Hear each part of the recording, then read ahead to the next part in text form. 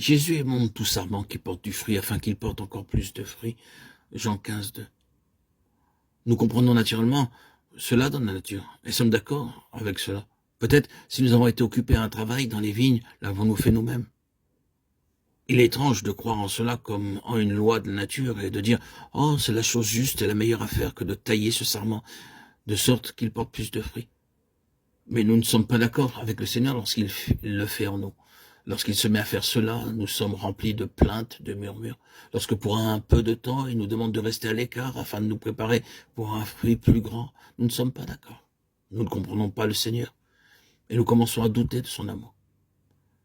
Jésus a montré cela comme une vérité positive. Il se trouve ici quelques sarments qui portent du fruit et c'est celui-là qui les montre. Il y a ici un sarment qui accomplit sa vocation. Le Seigneur le regarde, il dit « Oh, celui-ci est très bon, j'ai du plaisir à le voir. Mais je puis faire mieux et il y a quelque chose de meilleur que peut faire ce sarment. » Il prend donc le couteau et il nous discipline, il nous réduit afin de nous faire croître.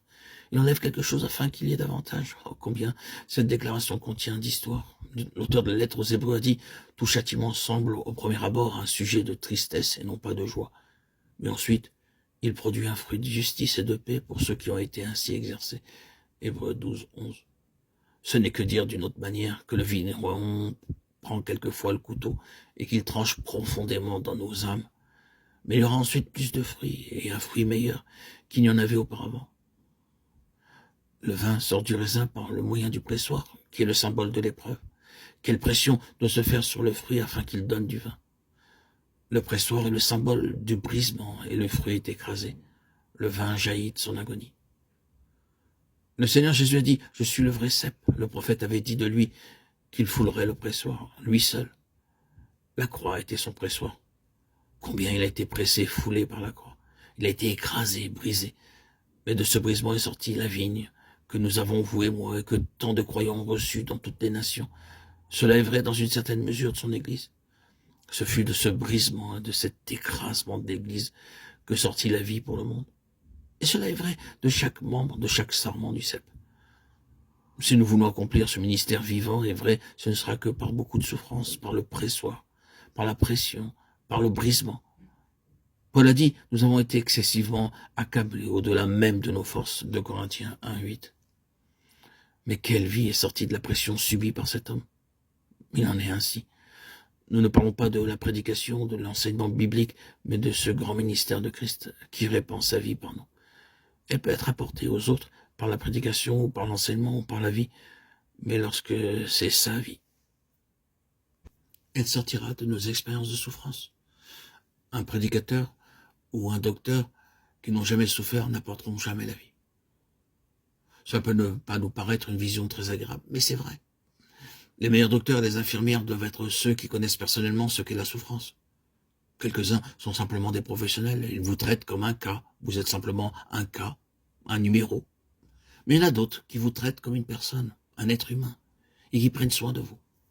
Si vous demandez le pourquoi, vous pourrez trouver qu'ils ont en eux-mêmes un arrière-plan de souffrance. Ils connaissent un peu ce que vous traversez.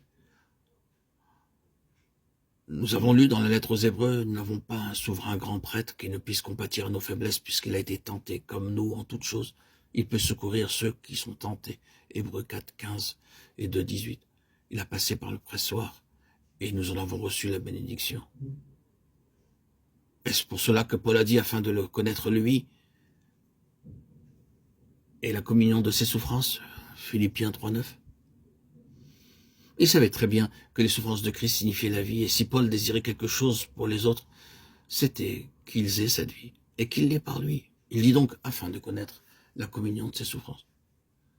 Cela peut ne pas être notre ambition, et nous pouvons ne pas aimer beaucoup cette pensée, mais que le Seigneur nous aide à considérer les choses de cette manière. Le Seigneur me fait passer dans le pressoir. Il me fait traverser un temps de grande pression. Je suis brisé et écrasé. C'est pourquoi le Seigneur veut avoir plus de fruits, plus de vie, et il veut que d'autres encore aient la vie. C'est la nature de sa vie de tendre vers d'autres. C'est la vraie vigne. Tout ce qui n'a pas cette nature est la vigne fausse. Je suis le cep, vous êtes les sarments. Jean 15, 1.